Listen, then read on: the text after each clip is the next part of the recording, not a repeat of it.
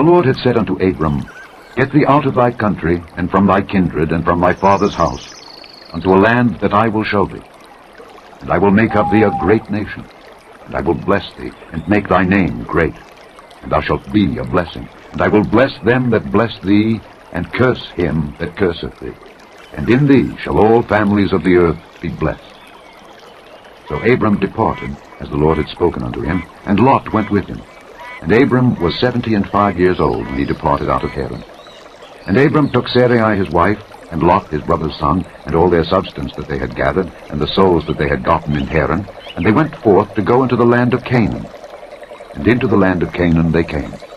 And Abram passed through the land unto the place of Sychem, unto the plain of Moreh, and the Canaanite was then in the land. And the Lord appeared unto Abram, and said, Unto thy seed will I give this land. And there builded he an altar unto the Lord, who appeared unto him. And he removed from thence unto a mountain on the east of Bethel, and pitched his tent, having Bethel on the west, and Hai on the east. And there he builded an altar unto the Lord, and called upon the name of the Lord. And Abram journeyed, going on still toward the south. And there was a famine in the land, and Abram went down into Egypt to sojourn there, for the famine was grievous in the land. And it came to pass, when he was come near to enter into Egypt, that he said unto Sarai his wife, Behold now, I know that thou art a fair woman to look upon. Therefore it shall come to pass, when the Egyptians shall see thee, that they shall say, This is his wife, and they will kill me, but they will save thee alive. Say, I pray thee, thou art my sister, that it may be well with me for thy sake, and my soul shall live because of thee. And it came to pass, that when Abram was come into Egypt, the Egyptians beheld the woman, that she was very fair. The princes also of Pharaoh saw her, and commended her before Pharaoh, and the woman was taken into Pharaoh's house. And he entreated Abram well for her sake. And he had sheep and oxen, and he-asses, and men-servants, and maid-servants, and she-asses, and camels. And the Lord plagued Pharaoh and his house with great plagues, because of Sarai, Abram's wife. And Pharaoh called Abram, and said, What is this that thou hast done unto me? Why didst thou not tell me that she was thy wife? Why saidst thou, She is my sister? So I might have taken her to me to wife.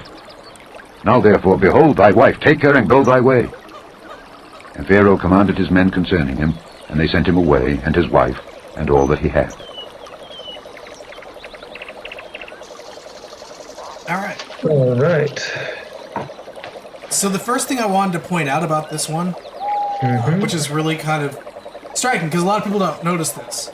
Abram, instead of, like, God commanded him to leave his father's land, right? And instead he went north, right? He didn't actually leave, really. He kind of just moved a little, right? And he went to Haran. Now, Haran's a very interesting place, because the god of Haran was a god named Sin. It was a moon god. And it was worshipped there. And it was part of the Hittite capital. Or that's where it became the Hittite capital. It's just like Syria region, if you think about it. So, yeah. Okay. So, do you mind if I just interject there for a bit? You said that the god was named Sin, right? Yes, the god is named Sin. His name's Sin. But here's the deal, right? And this is kind of something that's, like, bothered me about... There's this New Age guy, sometimes watch his stuff, holographic disclosure, secret key actuator. Yep. And, like, he'll, like... Have you heard... You know him? I've heard of him mentioned before. Okay, I probably mentioned him. And he'll do things like that, too, where he'll, like, find, like, in ancient times, there'll be words that sound close to... Or that'll be exact spellings of English words. And he'll try to, like, use this to kind of show that, okay, well, you know, that there was some spiritual connection or some kind of meaning between the words they were using 4,000 years ago in modern English. And the same thing with, like, I don't know, in the Bible, too, with, like, King James people or whatever, you know? Where, like, they'll say, oh, if you read this, the original Hebrew, it sounds like this, so therefore it must be, you know, kind of this. Like, I don't know, like, I don't want to discount it. Of course, God knew that English would exist, and He knew that people, like the English people, would read the Hebrew and Greek Bibles and would kind of like figure stuff out that way. But even still, it does seem kind of like kind of hokey and needlessly superstitious. Because like with traditional like religious practices, in some ways things can seem somewhat superstitious. Like this is why I have like issues with a lot of Catholic teachings, like about purgatory and stuff in a way. Like a lot of it does seem to be built on like superstition and fear. Oh yeah, definitely. So like I don't know when I don't know, you didn't make this point, but when you kind of said that his name was Sin, like I don't know, should you try to make a larger connection out of that than there is, or just as like a nice kind of coincidence? Like I don't know, what is your thoughts for stuff like that? My point being, what bringing that up is that it's another god. It's an idol god that is widely worshipped in that region, right? The interesting part about Sin, he's also worshipped in Ur, right? Worshipped at Ur. Ur was the town that he came from. So Right. it would be a familiar god to him, right? Right. Now, Abram heard the voice of the Lord, right? And he Right. called to him. So this is another god speaking to him, right? But he moved to a place where he was comfortable. They still had this, because if you worship the same god, generally your culture flows from what god you worship, generally. And so the practices and customs would have been The similar. similar. Exactly. It's like you're Italian and you're going to Spain. Yes. You pretty much have the same deal. Kind of, Exactly. you know. No You know. offense. No offense to our Spanish or our Italian audience. No, I don't know. Can somebody come up with that? You're a very distinct people. Don't worry. Oh, It's okay, just, yeah. They're joke guys. It's okay. Yeah. But yeah, so they would have similar beliefs. I'm not really pointing out the fact that he's named Sin. Actually, I could go down a path of where the evolution of that god's name turns into something else, but I'd rather not discuss that because Yeah. Well, it's just like okay, all those ancient pagan religions, right? yeah. I mean, yeah, like there would have been a lot of like again. We act like globalism and like the communication interactions between cultures is a somewhat new kind of thing. Yep. But like no, like the ancients would borrow gods and stories and legends from each other all the times. They would just they'd give it like a cultural facelift, Well, I think the interest. I'll bring it up, I guess. If you go and you really look at Sin, right, the moon god, he was worshipped up until maybe 500 AD, maybe a little bit later than that. And I don't know. I don't know the dates on that. But my point would be that would have been familiar. That god, that specific god, would have been very familiar to Muhammad. So I don't know how far I want to get into that right now. Right. Well, I mean, okay. That's where his parents came from. Then that's another thing too. Yeah, like Allah is the Bedouin moon god. Exactly. But here's the deal, right? So in ancient Arabia, there were a bunch of gods, right? True. And I think Muhammad, he selected the name Allah because that was like, I think probably his patron god and probably like the one that had most reign over that area. Right. But then like, okay, so yes, the name Allah was for a specific god, but then over time it became the name for just like the concept of God. Like, because in English we have like God, capital G, for Yahweh, Elohim, the God. And then we have like lowercase g for, God. So in Arabic, Allah became the term for like the singular kind of monotheistic God. Right. I don't know if they have a word plural for. I don't think they have Allahs. Like Allah is just the name, like their title for God. But I bring this up because, like in Arabic Christianity, they use Allah. Really? They do, yeah. Because here's the deal. Like Muslim apologists will say, "Oh yeah, well no, like don't be silly. We all worship the same God. Allah is just Arabic for God," which is true. Allah is Arabic for God. Sometimes you'll have Christian. sometimes you'll have Christians that'll say like Allah Akbar and stuff too, you know? Now again, that's intermixing from Arabic culture, so you could say maybe that's a cultural thing, not a religious thing per se. And again, they still get like killed and stuff too, so it's not like the Muslims are like, oh yeah, you're buddy with us. Like, but they'll borrow kind of Arabic and even Arabic kind of religious cultural customs for worshiping like the triune God, for worshiping the Trinity. But yeah, I don't know. The Muslims try to make the Allah thing like, oh yeah, we worship the same God. Sure. We don't. There is a history there with the moon god, but it's like the truth is somewhere in the middle, you know. Well, I would argue that the moon god that they're talking about is still the god they worship. It's probably not the god they worship. Like, I'm not going to say Allah is the moon god, but I will say that it most likely comes from Nebuchadnezzar. Because it is in that region. And I just find it funny that this moon god appears in that region. And the moon and the sun were part of Babylonian worship. Well, I mean, I look at it like, well, I don't know. Every religion, or every language has gotten its own language. So, like, in Latin, it's Deus. In French, it's like Dio. In, we have God, and, Arabic, it's Al, and all this. It'd be like if, like, the Romans, they took Jupiter and said, well, okay, no, like, they did away with paganism, but they named, like, Yahweh Jupiter, basically. Right. Like, again, it wouldn't have, like, worked out that way. Probably that's kind of what the Arabs did. Well, it's kind of like how we have the term Jesus. Right. You know, right. Jesus is son of Zeus. Yeah. Right. Is it really? Yeah, it is. That's cool. Jesus. That's Jesus cool. is son of Zeus. Yeah, because that's also... Because that would be a familiar term for Greeks. Right. And I'm sorry, Ori, this is another digression, like, you know. But yeah, I want to talk about that too, right? Because people say, okay, the story of Moses... Or not Moses, sorry. Is it Moses? Let my people go? Yeah, Moses. That's Moses. Yeah, it is. Sorry, I was thinking of Noah actually for some reason.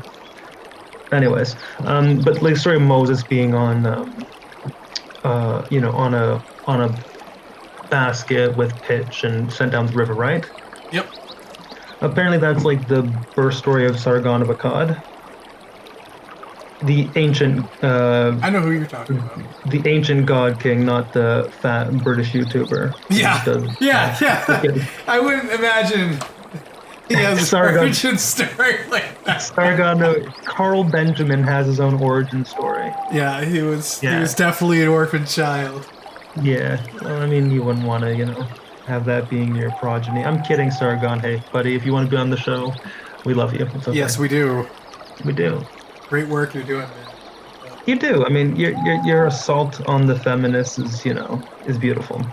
It's wonderful. I mean, it makes me sad. Anyways, okay, back to But anyways, he really should. But here's the deal. One of the points he makes up, and a lot of other kind of new atheists, they'll say, okay, well, the biblical stories have a lot of parallels to like pagan stories, right? Sure. And they say, well, okay, this is because or just shaking his head. Anyways, okay, but pagans, right? Okay, right. Christianity / Judaism has a lot of crossovers with paganism, right? And oh no, this proves that Christianity is just a hodgepodge of religions, whatever, right? Sure. So I was thinking about this, right? So in the New Testament, it says how there's like Antichrist spirit. Yes. And there are multiple Christ spirits. Or sorry, not Christ spirits, multiple Antichrist spirits and the Antichrist, multiple Antichrists, right? Actually, there's never a singular Antichrist mentioned. It's always mentioned plural. Mm-hmm. And my mentality is like this too. So just as there are that archetype exists, and if you think about in terms of like archetypes, so there of course would be many like temporal earthly rulers that share in that. Basically anyone who kind of wanted a godless kind of empire, probably, or wanted to be worshipped as God, is of the Antichrist spirit, right? Sure. And follows in on that archetype. So in a similar way, I would say that, okay, it would kind of make sense that, okay, so like Zoroaster and all these things would share parallels to Christ or Christianity because they're like the imperfect representations before Christ. One of these days, what we should do is we should sit down with each of these stories and analyze them. Because after you analyze them, they look nothing like the Christ story. But here's the deal though, right? Even if they did, it wouldn't matter. Because it's not like, again, like, just like, hey, time is irrelevant. Like, if Satan roughly has kind of a plan, or sorry, if Satan's roughly kind of aware of what God's plan is, then he could easily just, try to make false try to make false fulfillments, basically. Yeah. Right? So that's not an issue, right? Like, if you accept a spiritual worldview, then that's a possibility. But also, I think more, if you look at it more charitably, well, okay, so you have, like, characters like Sargon of Akkad or Zoroaster or all these, like, religions, and they're all imperfect, they're all faulty in one way or another, but they all kind of have that seed of truth. So that you can kind of see, or same with Mithras, too. Like, they all within them, they're all kind of pointing and trying to be led up to somewhere, Right. And it's interesting because there was an article from the Catalog of Good Deeds. It's why Christianity is not a religion. Now, I don't know if you want to get into this or read this. This could be a separate... No, I'm really interested to hear it. I've said that for years. Okay, so I'll just start reading then. So this is why Christianity is not a religion. According to Father Alexander Schmemann, Orthodox Christianity or Christianity is not a religion. In his For the Life of the World, he wrote, Christianity is in a profound sense the end of all religion. Nowhere in the New Testament is Christianity presented as a cult or as a religion.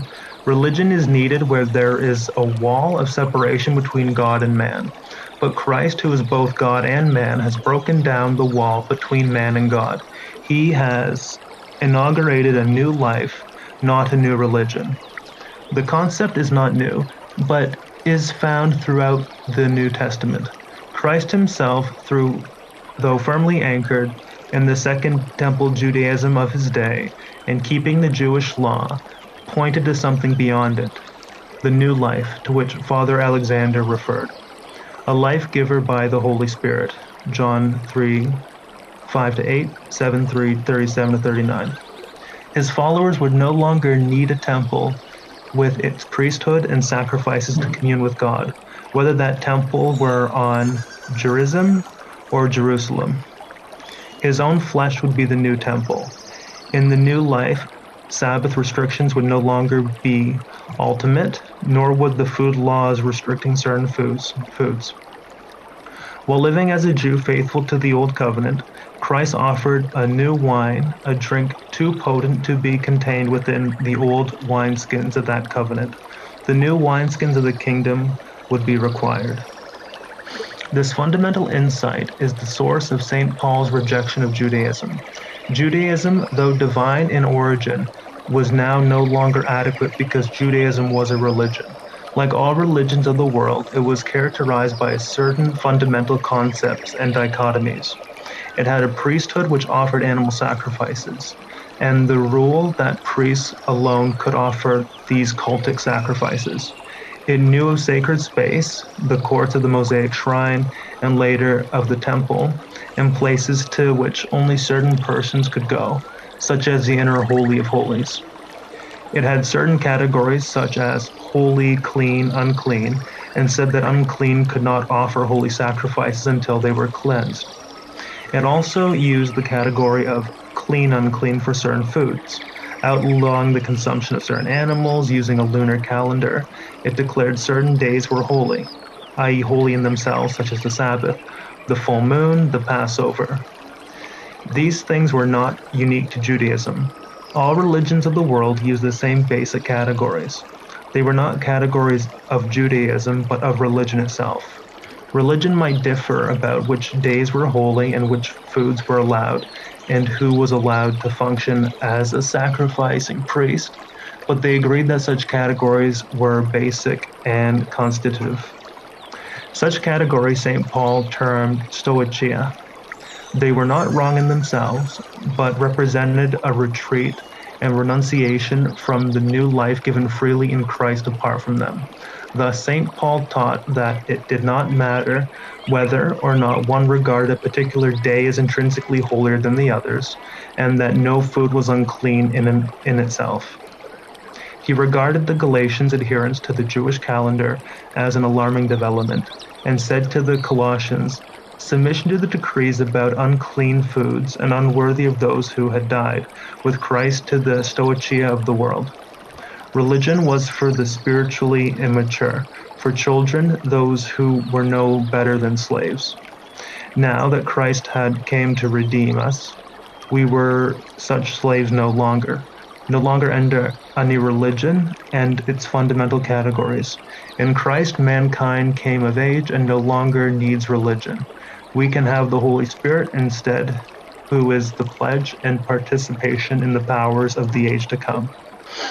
It is easy to misrepresent Christianity as a religion like any other, for all major religions have books: the Torah, the Bible, the Quran, the Bhagavad Gita. They have officiating clergy, rabbis, priests, imams. They have buildings in which to worship. There is much commonality among their teachings. All say that kindness is preferable to cruelty, and that people should not murder each other or commit adultery. It is too easy, therefore, for those studying comparative religions to imagine that Christianity is comparable to the others. But as we have seen, it is not so. The things which seem to be the same and comparable to things in other religions really are not. There is a superficial similarity, of course, but the inner and essential reality is different. Just as there is a superficial similarity in the bodies of all men, as the real difference between them is found in their souls.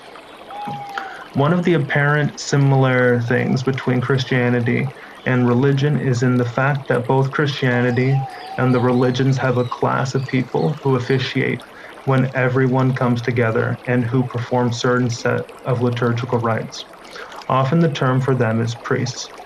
In Judaism and Greco-Roman paganism, their function was especially located in the offering of sacrifices. It is significant, therefore, that the term priest, Greek Iris and Hebrew Cohen, is never applied to the Christian clergy. They are called elders and presbyters, or overseers and bishops, or shepherds, but never priests. The Jewish priests are referred to by that term, but not the Christian clergy. In the church, that title is reserved for Christ alone. He alone is the first, true, and only priest in the church. And one can see why a priest is one who offers a sacrifice.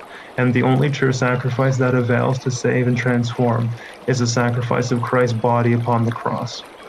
All the other sacrifices of the law were mere prophecies, pledges, prayers for a cleansing that would only come later. The Jewish priesthood, and taking a wider, more global view, all the pagan priesthoods of the world's religions found fulfillment in him. He is the true priest who offered himself as the true sacrifice. Those who have liturgical or pastoral responsibility in his church are not properly and strictly speaking priests. They do offer a sacrifice like the other Jewish and pagan priests offer sacrifices, for the only sacrifice we need has already been offered. They do not offer a sacrifice like the other Jewish or pagan priests offer sacrifices, for the only sacrifice we need has already been offered. It is true, of course, that the term priest has been applied to the celebrants of the Eucharist, first to the bishop when he was the main celebrant, and then to the presbyters when they later took over this function. That poetic attribution of title was not incorrect, for it was based upon the insight that the celebrant offers by animasia or commemoration the one true sacrifice of Christ.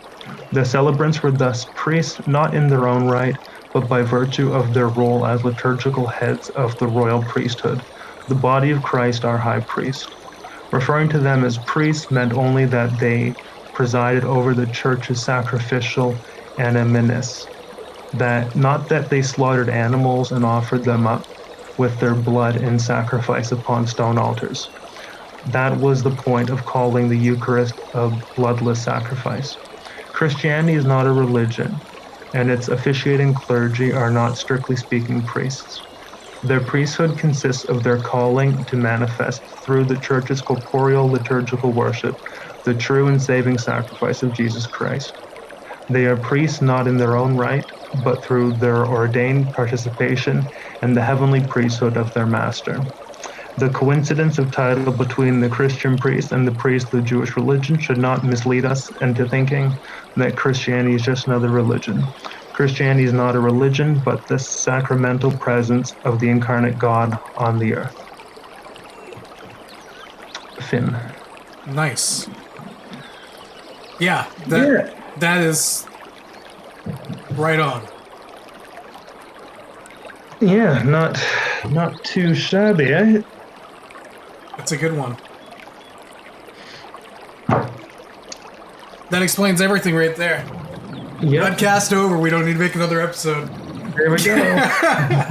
Getting back to chapter. Mm-hmm. So, some interesting things to note about names. Haran means parched, right? Mm-hmm. And Terah means delay. So, Abram's father's name was meaning delay, right? And it's very interesting because in Acts, we get a little bit of a key in there from Stephen's address. Acts 7:2-4. Mm-hmm. And he said, "Men, brethren, and fathers, hearken.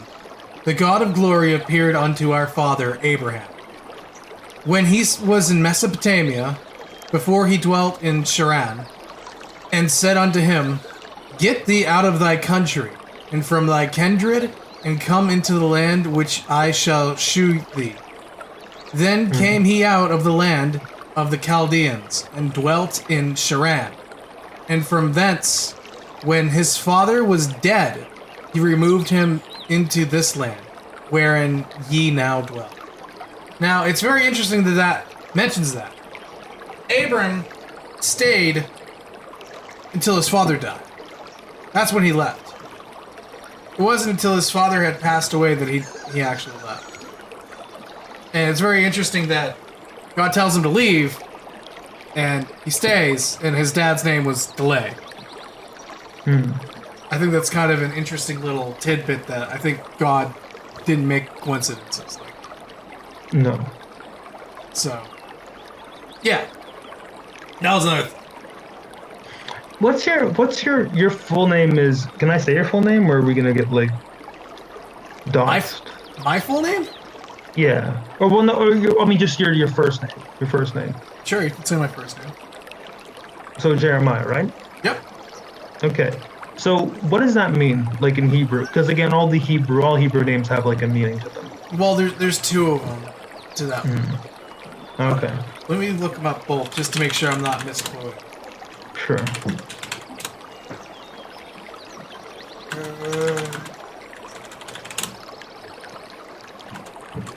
Hebrew.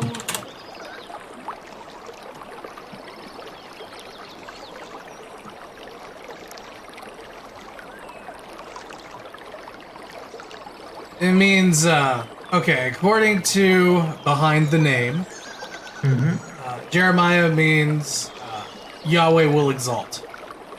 Okay. So. And the other one, or is that's it? Well, the one that I know is it's a more common tongue for that. It's the chosen one. Oh, okay. So he will exalt. That's kind of the same. Yeah. So yeah, and it's kind of interesting because I don't like to be puffed up on this, but my parent was named by God.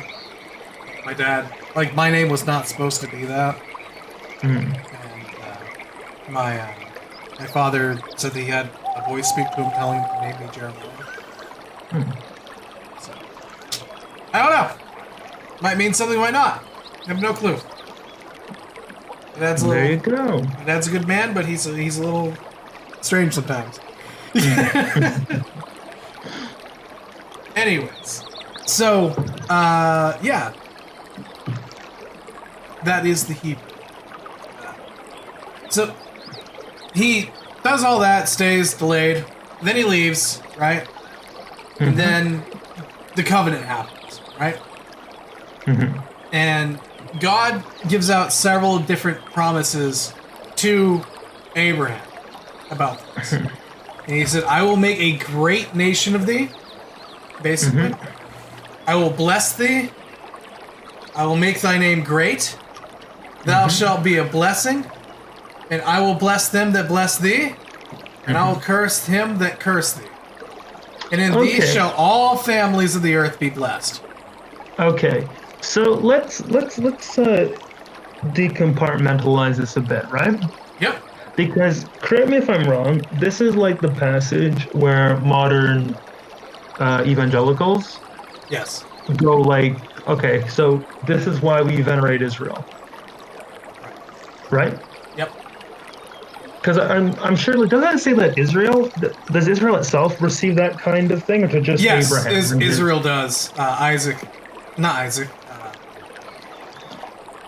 Jacob. I think it's Jacob. Jacob receives that same kind of... Yes, okay. he does. Yeah, Jacob becomes Israel. Jacob does become Israel. And it's interesting because what this is more or less talking about, and a lot of people don't notice this, but it's talking about out of Abraham, basically, you will see Christ. He's designated that Christ because the great nation is all the people, right? That's obviously true. And he does have a lot of people. I will bless thee.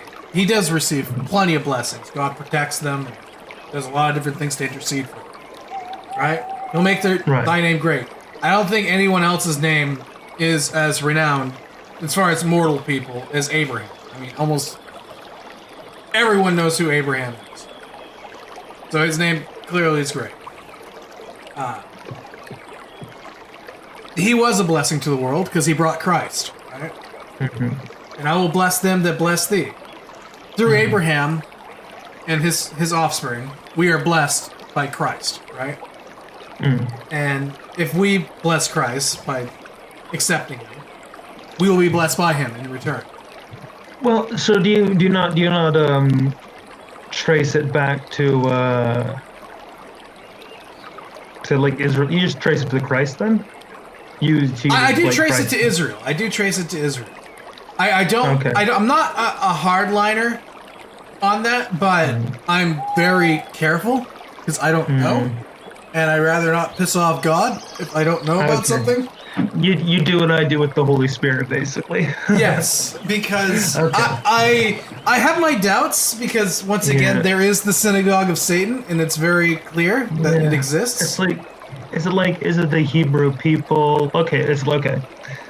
I draw a distinction between like the Hebrews of the Old Testament versus like the New Testament Jews or whoever the modern Jews might be, because they could be Khazars. Like no one knows anything. No one knows if Israel's really a true fulfillment of Scripture or if it's like a deliberate like misleading kind of thing. Like the whole Israel thing is like confusing and when we go through the Old Testament, you're gonna see a lot of parallels to modern Israel to ancient Israel.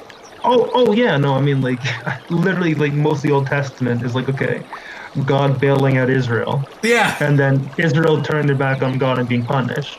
Right. And then, in their punishment, turning back to God, and then, like it's the wonderful cycle.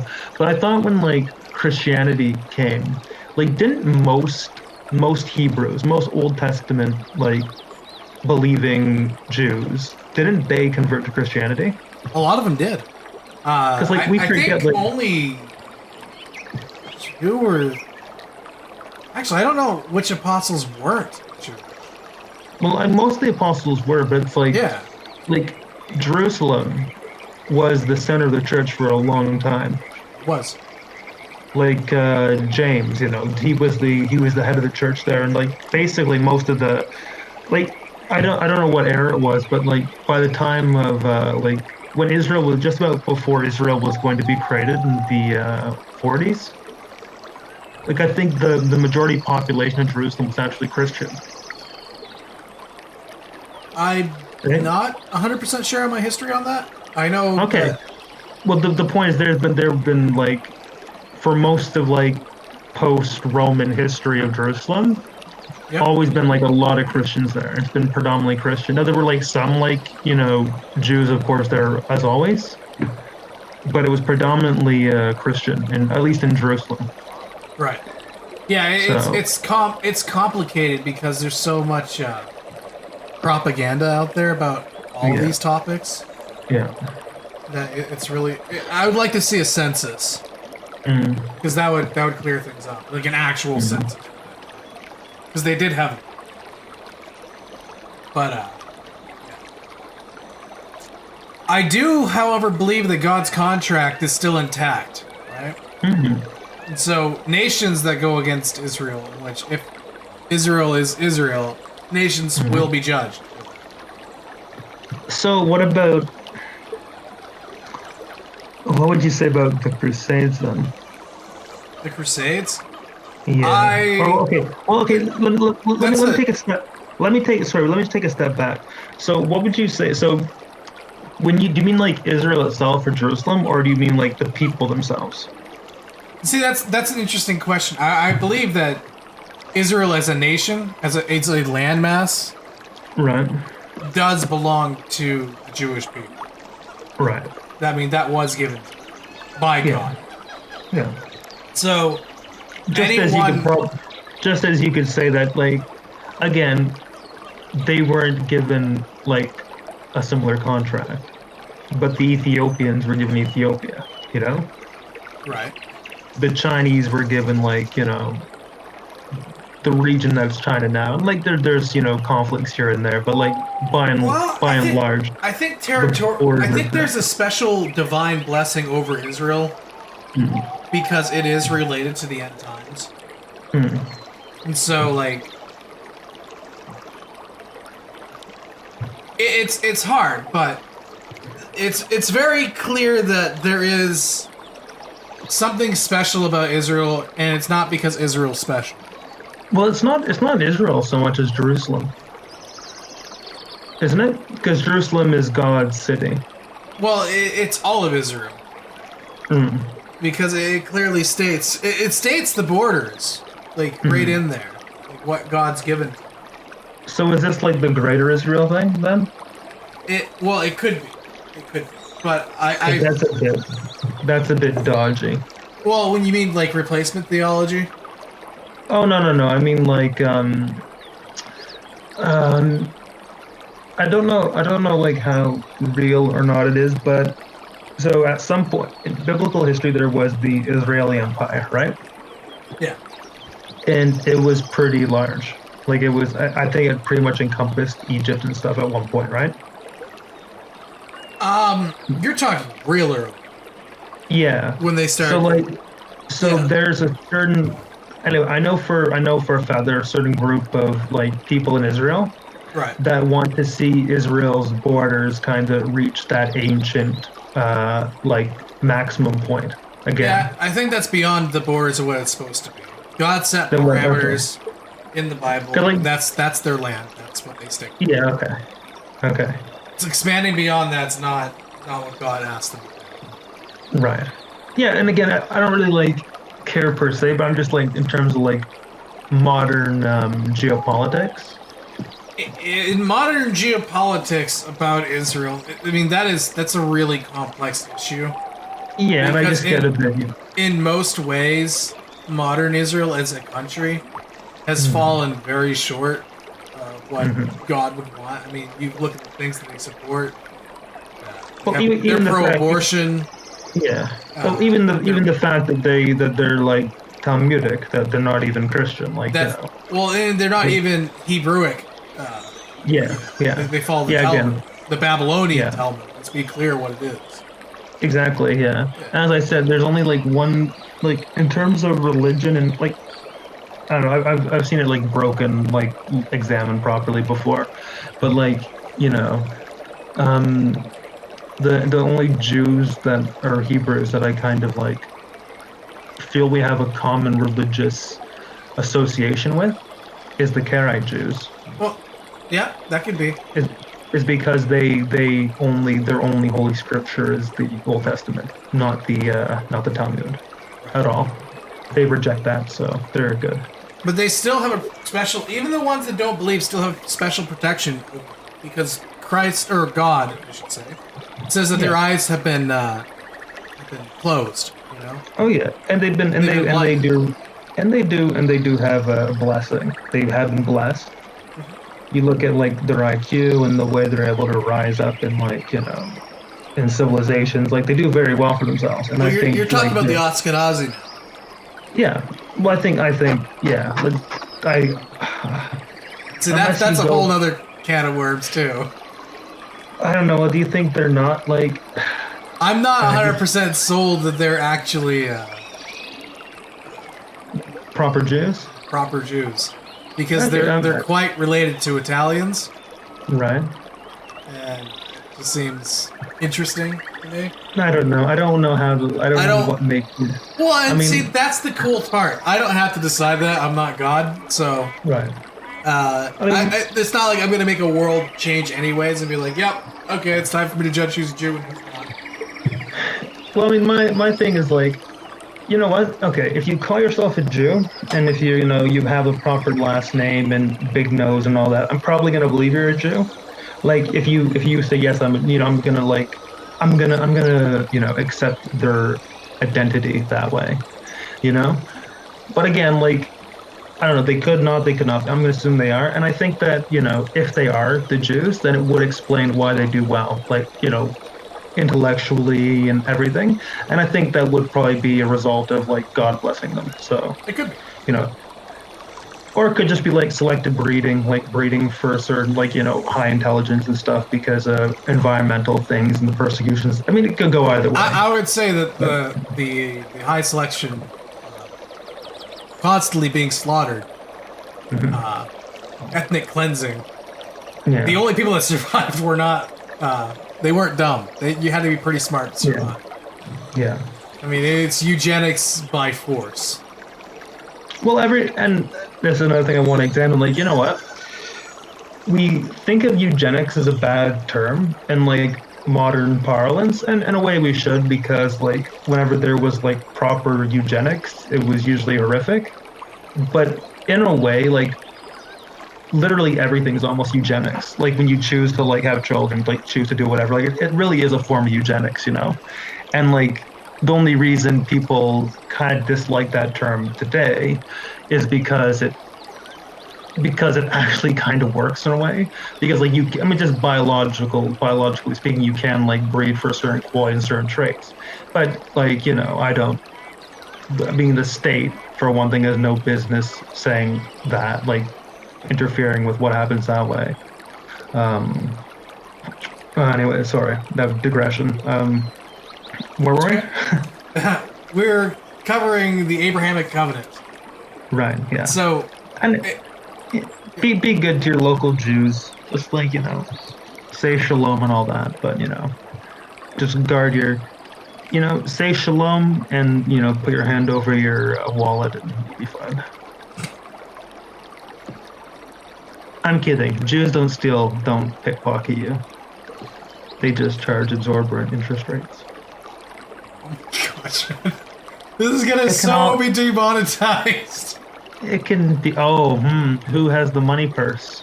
I'm kidding. I'm No, kidding. it's true. It's true. The owner or the current CEO of YouTube is a Polish woman, Oh, so we can attack the Poles if you want. it's true. Damn Poles. But the funny thing with the Poles, so the Poles. Sorry, it can all be cut out. There's like a competition online now between Polish man versus Florida man. What? To see who can just do the stupider stuff, Like the Florida man meme. Yeah, I know the Florida. Florida man, runs across street naked, running away from giant taco. Like, just the wonderful, like, So apparently yeah. Poland has a similar thing. Yeah. There's New Mexico Man, too. You should look some of those up. Jeez. That's great. I used to live in New Mexico, man. That's a different world. That's a different world. Sorry, before we're done, could you tell us about that synagogue of Satan and what you know about it, just so that we can clip it in, and I'll make a little video about it? Sure. But just whenever you're ready.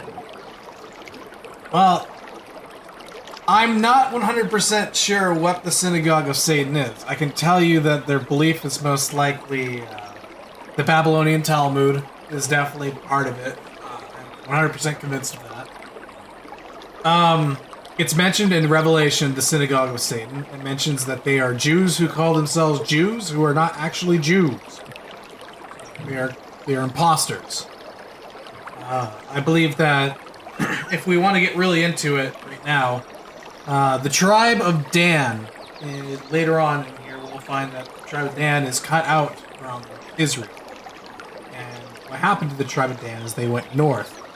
And when they went north, they joined up with some other groups. And Yep. Let me interject there. That's interesting. Because again, I'm not as familiar with Old Testament history as you are. But so Dan gets cut out, eh? Yeah. So They're then, not even mentioned in Revelation. They're just right.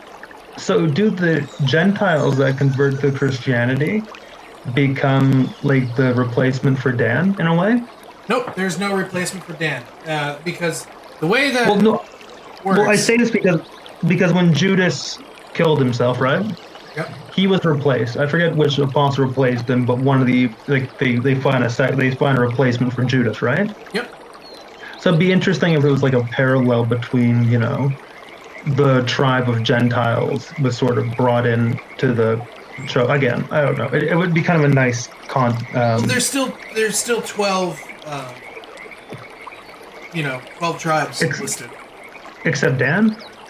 Dan's cut out, but there's still 12 tribes because they split 2 of the tribes. Right, okay. Yeah. So, to make up for it. So, Dan's just completely gone. So, Right. Dan travels north, right? And they form a new religion, or not a new religion, but they take on some of the pagan stuff, and they had their Talmud, they had the Zohar, they had some of the other stuff. They had Kabbalism, Kabbalah, that type of stuff. And they formed something called the Khazars. They became the Khazars. And the Khazars are a very forgotten group. And they spread throughout Europe, and they spread throughout Rome. And they were very warring, and they practiced phallic worship. They were completely anathema to not Christianity, but Judaism. They were not Judaism. It's very interesting that you can trace this Khazar group to a lot of the royal families. So there's a bit to it. I mean, if I was going to get into it right now, I'd have to prepare something. But there's quite a bit to the subject, and if basically, I believe the Khazars are probably the group that it's talking about, who are imposters as Jews. So a lot of these rich people that you're hearing, and they're like, "Oh, look at the Jews! These Jews doing this, that." They're probably not Jews. They're setting up the Jews to be persecuted. And so that's why I'm really iffy whenever people start talking negatively about Jews. It's like, probably they're not Jews. They're imposters. The ones you're talking about. Because most Jews are very nice people. I have a lot of Jewish friends. They're perfectly fine. But you could say the same. You could say the same thing about Muslims, though, too. Like, by and large, individually, like, people are usually nice to other people. Yeah. But it's like, I don't know. Well, here's the deal, though, right? Yep. Do any like Jews, like, in terms like the biblical thing? Like, do biblical Jews still exist, or Yeah. have they just been subsumed by Christianity? Though, I mean, like we know that the tribes. There's going to be a coming again where the tribes go to Israel, and aren't they split up by their tribal affiliation again? They Because are. the big thing that happened now was that okay, we don't know who what tribe any Jews are part of because it's been thousands of years and they kind of lost all that information. Not really. You know? I mean, they still have records. They Like, sold the record. They still have records tracing all 'Cause the I way was- back there. Like I was watching a sermon or whatever it is by a rabbi, Yeah. and he was like, "Oh yeah, like we lost our tribal stuff. We don't have any of that information anymore." They lost a lot of it, doesn't but a matter. lot of them still have their tribal affiliations. They still know what tribes they are. It just depends on who you are. Some of the records were lost, but you got to remember they kept crazy record on everything. And so while some have been lost, others didn't have been lost. So the current Jewish religion would be that of Dan, which is what you're kind of saying. I don't know if the current overarching Jewish religion, Well, but anyone well, that the Tal- follows the Talmud is Yeah. definitely going after Dan. Well, that is Orthodox Judaism. A lot of it is. Not the Torah. Really? People who follow the Torah and the Tanakh. Torah is good. No, the Torah Yeah. is fine. The Torah is the Old anyways, it's the Old Testament. But Talmudic But Jews, yeah, there's an issue. but that is like Judaism, though. I don't think okay. The only group that doesn't follow the Talmud are the Karaite Jews. Are they because the only Karaite- ones? They're the only ones. Wow. Yeah. So that's the thing. Like if you call yourself okay, I did research about this. I think the Karaite Jews are only 12,000. There are only 12,000 of them. Let me just do a thing. Let's see. They're good. They're good fellas. So okay, no, actually they're pretty big. So about 40,000 in Israel, 1,000 in Ukraine, 1,000 in America. Okay, so there's more of them than I thought. I thought they were they're a really big minority, and I read that the Orthodox Jews don't actually like them that much. They're considered apostates I'm sure. You don't. for ignoring the Talmud. But yeah, the big one. Let's see. Talmudic.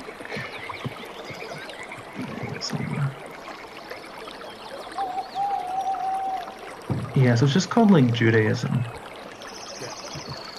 Yeah, no, Yeah. the Talmud is from Babylon, guys. Yeah, And it is. if you read the Talmud, you'll be absolutely, utterly disgusted with what's in there. It is. They don't like you reading it because the topics in it really goes to show the character of some of the people that practice this. Let's just say that the Quran is nicer to Jews, is nicer to Jesus and Christianity than the Talmud is. Yeah. it is. Here's the deal: the Muslims screwed up a million different ways, but they treat Jesus as a prophet and have some reference to him, right? But in the Talmud, they have Jesus boiling in excrement in hell, and just terrible. They're really mean-spirited. That's the thing too. It's just okay.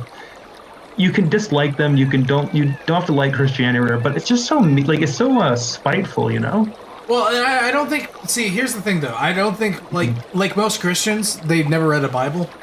I think most Jews have never read the Talmud. Probably true. Because the second you start reading that, you're like, oh my gosh, this is what I'm supposed to believe? At least I hope so. At least I hope so. I could be completely wrong. Maybe Jews are really... But I mean, for most Jews that I know, they don't Yeah. they don't follow the Talmud. They read the Torah, Have you been able to well, I don't know, is ignorance I don't know. I try not to I wanted to look at the issue with that kind of thing, because those beliefs are really weird. I wouldn't say ignorance would absolve them, because even culturally, Jews do kind of see themselves above Gentiles, right?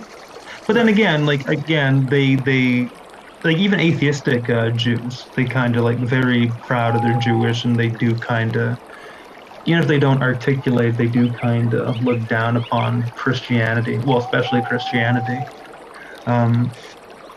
I don't know. Well, I think Christianity is looked down upon because we're correct. Oh yeah, no, of course, no, You know, of course. People don't like the idea that if you follow a Christian lifestyle, you're generally pretty blessed. And people are just Right. jealous of that. Right. And I know everyone out there that's an atheist right now is saying, "No, you guys are just dumbasses, and that's why, you follow a bunch of hocus pocus and yada yada yada." Well, moral law, Yeah, things like that. It's kind of nice. Yeah, I don't It's know. relaxing. I mean, you can be an atheist and all this stuff, right? But like, if you look at the history of the Christian West, I don't know. Like, and Oh, I have my issues with this.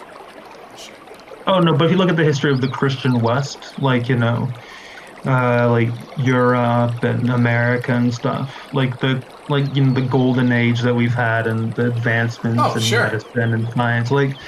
Say what you like, even if Christianity is just hocus pocus and whatever, it doesn't really matter because even still, like that culture, that like grouping of people with their beliefs and everything, like did the most amazing things ever. Like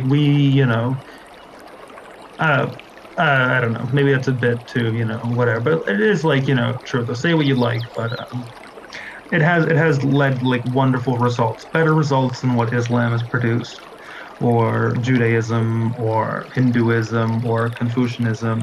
I mean, heck, even the Chinese, right, who are doing really well now, they're reaching their peak after adopting like a European ideology, like communism, right, which came from a Christian kind of source anyway. Okay, I have some disagreements with that because historical China. Marx is a Jew, but anyways. I mean, historical China was leagues ahead of everyone else. They but they really had a powerful culture. But the issue was they stagnated. Of course. And you know what? And you know why they stagnated? Why? Because if you're Christianity, like I don't know. Christianity gives you a hope and gives you like self-improvement and instills with you these sort of values that like life matters and that you have to, like overcome your sin and try to be better, right? Yep. Like these are kind of uniquely Christian values, I would say. So the East Asians are super intelligent, higher IQ than us, and their religions reflect that. So the religions that they create and their cultures they have are very intellectual, very nuanced, and very like truthful in the sense like they recognize life for what it is. They look at the suffering of life, and their solution to that was like, well, okay, so life is suffering, life is work, and all this stuff is happening. So like the most perfectly existing. So you're looking at Buddhism. And specific, yeah. Confucianism is somewhat similar, and I know Shinto is like that too. Shinto, well, sort of. Partially, like they all intermix, right? Like there isn't one kind of monolith there. Like Shinto borrowed from Taoism, and then like Hinduism bled in. Like they kind of, and like Buddhism influenced everything, basically too. So a lot of Asians will like practice their sort of regional religion and with Buddhism, Yeah. So it's a bit like whatever, right? But my point kind of being was that so they're like. What is their view of the afterlife? What is their view of like what transcends Earth or this life? It depends if you're looking at Chinese or Japanese. Chinese tend to believe in. Well, they're all kind of similar. They do have a concept of heaven, but I think the Chinese are more on reincarnation. Well, I'm getting more like nirvana, right? Nirvana is the goal of Buddhism. There's nirvana, which is like nothingness. So like the perfect. Well, maybe we should look at Chinese religions at some point. So like, if you're a Buddhist all your life and whatever, or you practice those things, like your ultimate end goal, not end goal, but your kind of like fulfillment, is to live in a state of nothingness.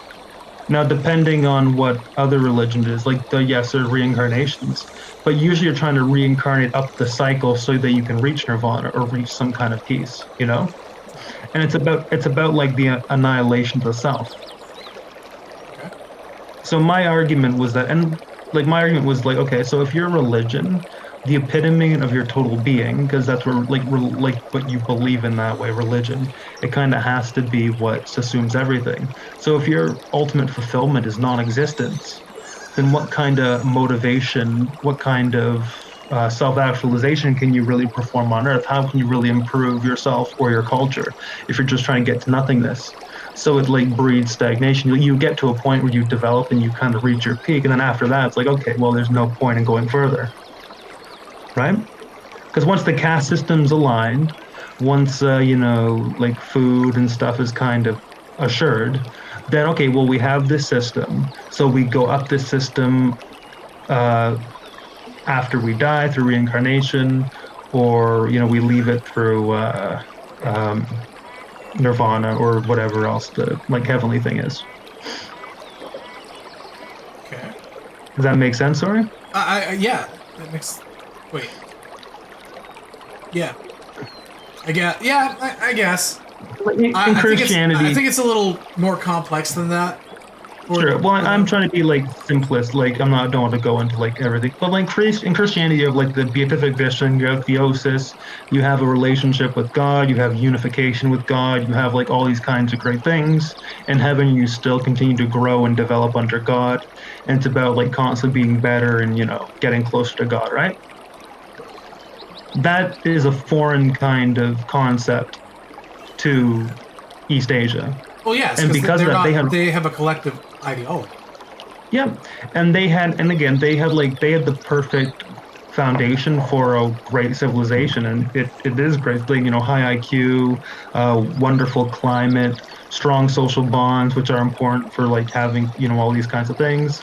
But then religiously, they weren't, they were given a poor hand that way, and they failed to adopt and they had the opportunity because in the first centuries after Christ, there were missionaries trying to bridge the gap between their beliefs and Christianity as a precursor to establishing a proper church. That, and Nestorians were actually really big in China and India for a while, but then it didn't go well for them. Communism. Well, then communism came in and then ruined okay. We'll go to chapter 13 and 14 soon. But do you know I'm not even a quarter of the way through chapter 12 yet. No, oh, really? Yeah. I got I'm done with notes. Okay. I'm not anywhere close to done with 12. Oh, okay. Well, let me just do this one thing because it's kind of interesting for the history of Christianity in China. But do you know Black Pigeon Speaks? Yep. Okay. There was a revolt. He did a video on the Chinese revolt. Do you kind of know what I'm talking about, or? I've seen a lot of his videos, but I don't remember that one. Okay, it's kind of one of the new one. Just a second. I think it was like the Taiping Rebellion. Okay. So this was in 1884, and over 20 to 30 million died. Right. And the Qing actually won because France and the UK helped them.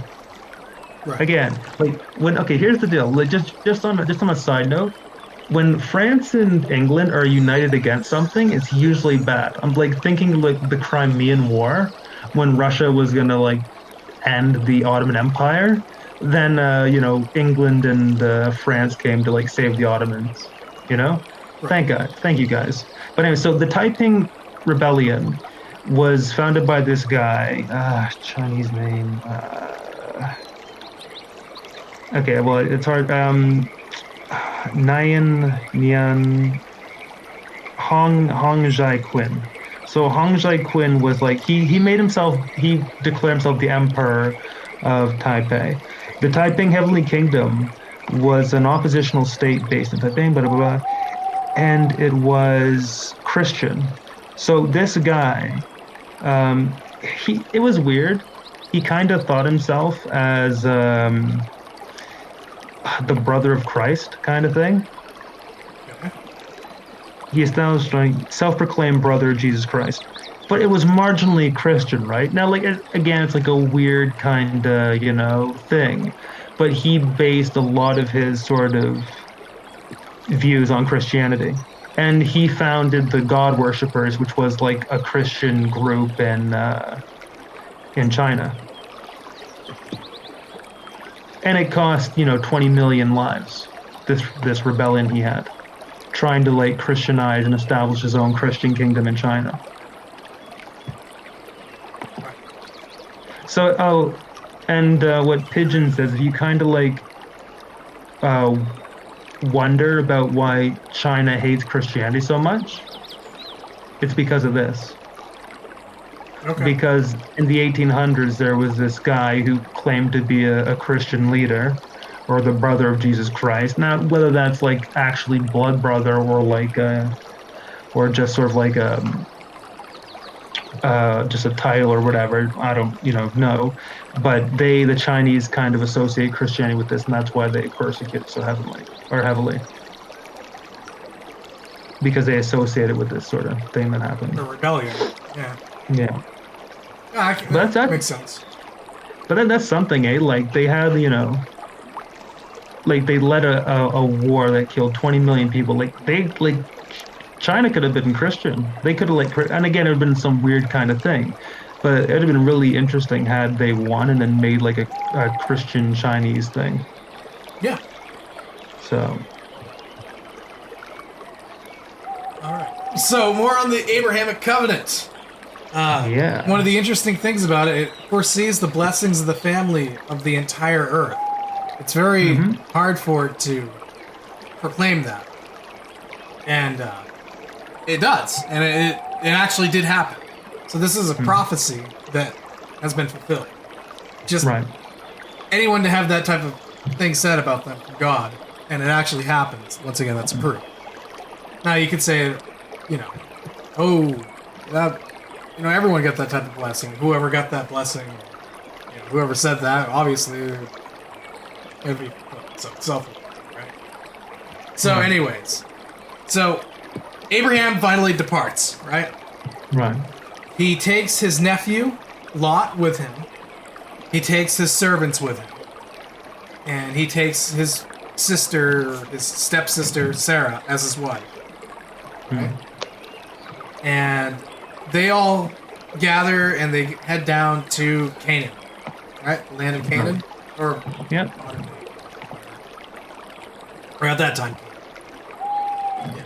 And he was 75 years old, so it took a long time to move, basically.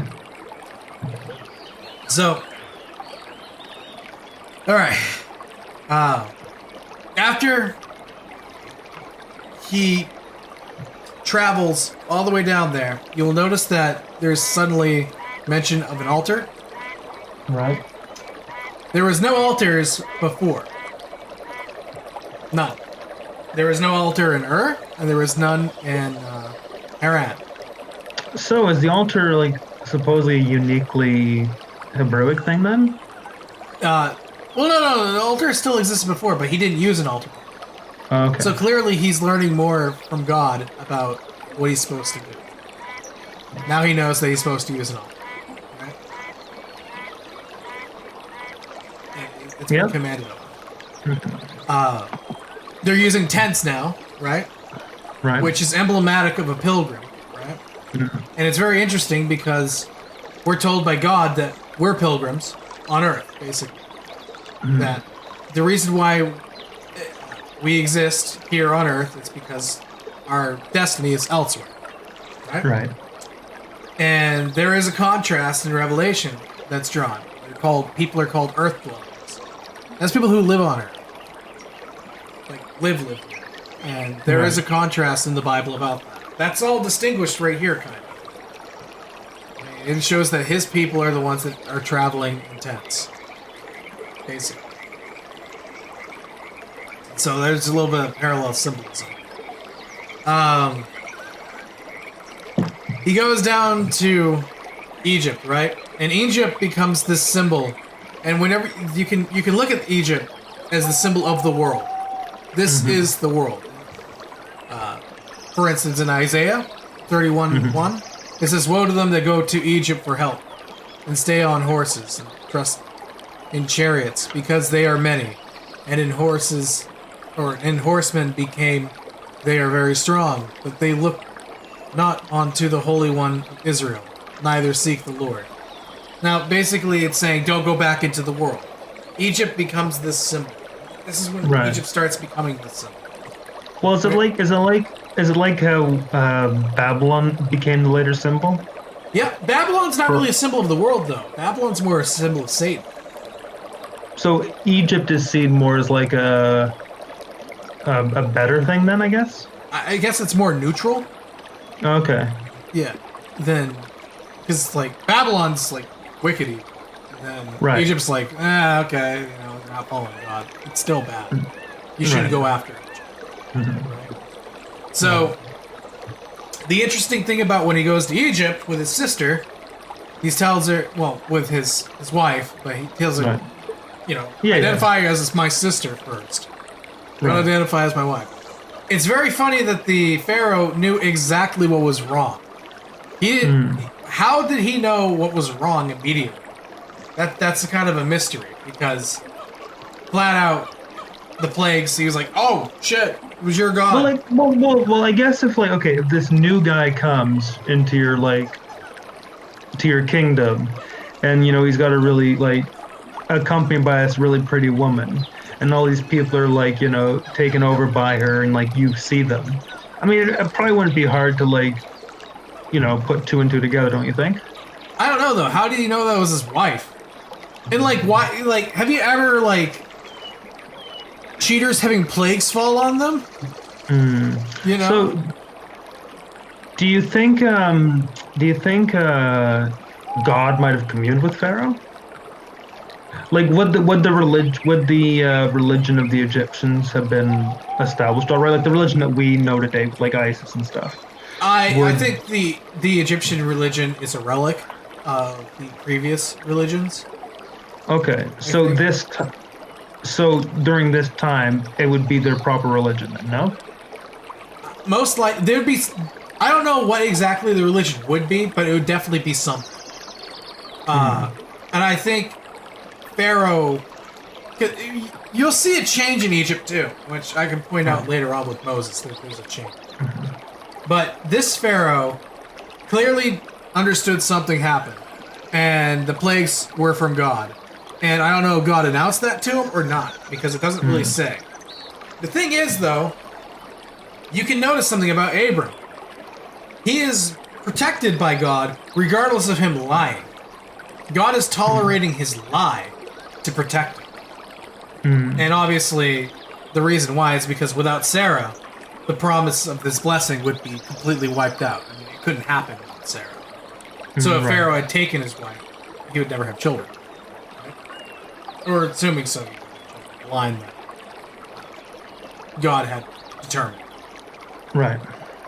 So, we see that God sometimes will intercede on our behalf even when we're in the... Not necessarily when we're completely in the wrong, but when we're in the wrong, God still has mercy. And he still is there to protect us. And so that's kind of like once saved... Not once saved, always saved, like the way some people say. But it does show that salvation might extend a bit further than what some people like to give credit. That's interesting. Well, I was just thinking about, how old would Sarah have been? If Moses is 70, how old would Sarah have been? Or Sarai? Well, that was his father's... Well, actually, you don't know. Because it would have been his father's daughter. Because I'm just, thinking if, if all these people were, kind of taken by her, then she would have had to been kind of young. She probably was. Right? Yeah. Yeah.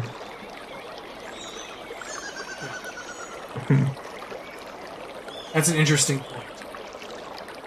I'm assuming she's an adult. Yeah. Oh, yeah. Of course, an adult, yeah. Yeah. But, yeah. So, they have that, and they sent him away, obviously, right? Right. And so it's kind of like showing that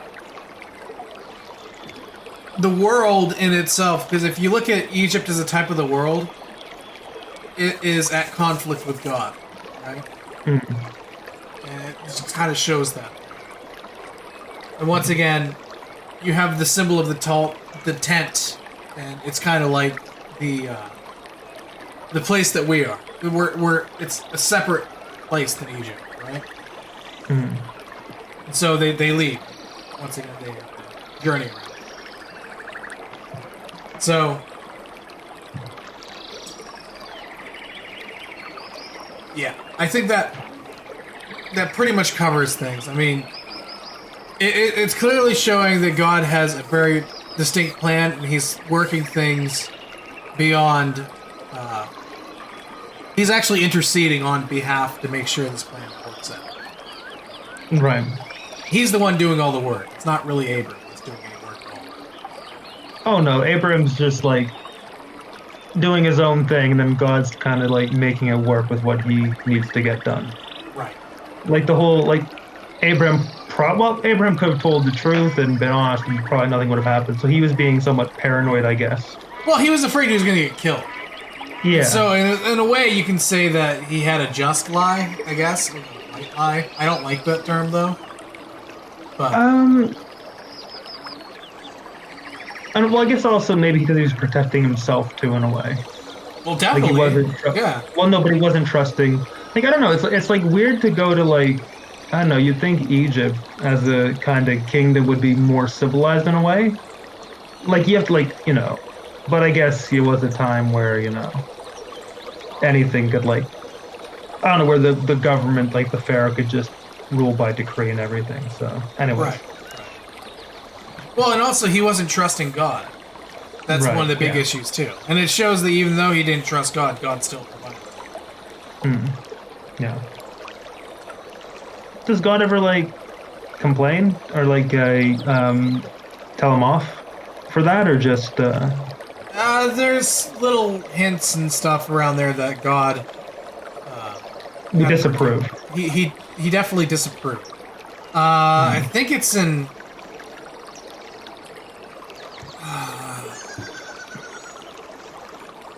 Hebrew somewhere where he mentions he will be merciful of their unrighteousness and their sins, and I'll remember them no more. I do believe that was in reference to I'm not entirely sure. I can't remember the verses. So there is some parts to that. Clearly, he wasn't on the right track, and if you notice, his name's still Abram. Right. So he hasn't gotten his new life yet. That's true. God is clearly seeking him out. So, yeah. Cool. You want to cover chapter 13? How long do you think chapter 12? How long of record do you think chapter 12 is? Right now? Yeah. Just for the bits about chapter 12. Cut out all the stuff in the middle that can be, clipped with other stuff. 30 minutes? You think 30 minutes? 45? Around that.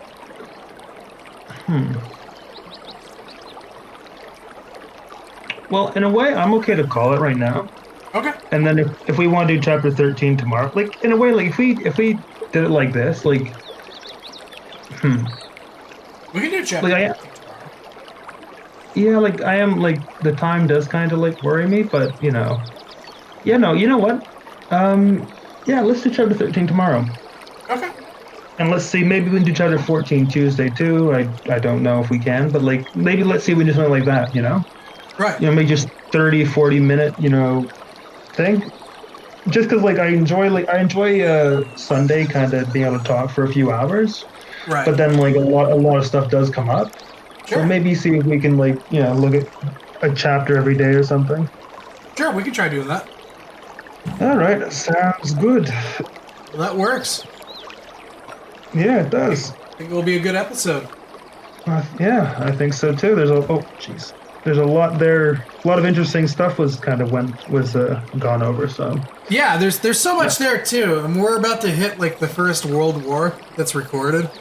yeah, Yeah, with like all the kings going to war with each other, and yeah, Abram has a mercenary army, and it's pretty You crazy. see, I made the argument that the Napoleonic Wars were like the first world wars, like genuine world wars. But Well, I mean, this is everyone on Earth right now, pretty much, right, and they all right. go to war with each other.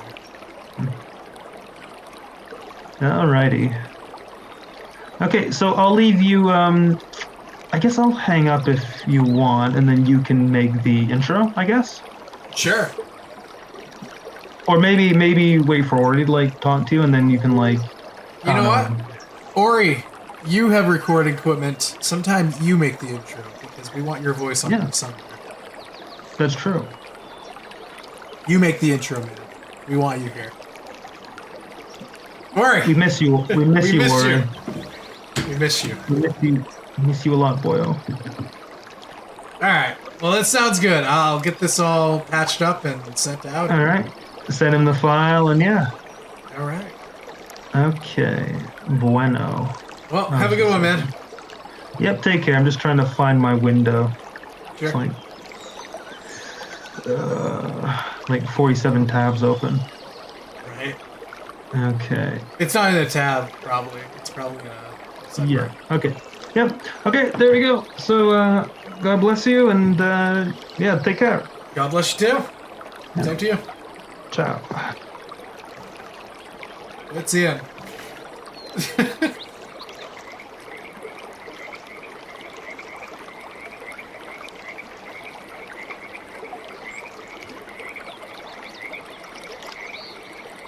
Like, subscribe, and favorite, and remember to share this with everyone you know. Share it with people you don't know.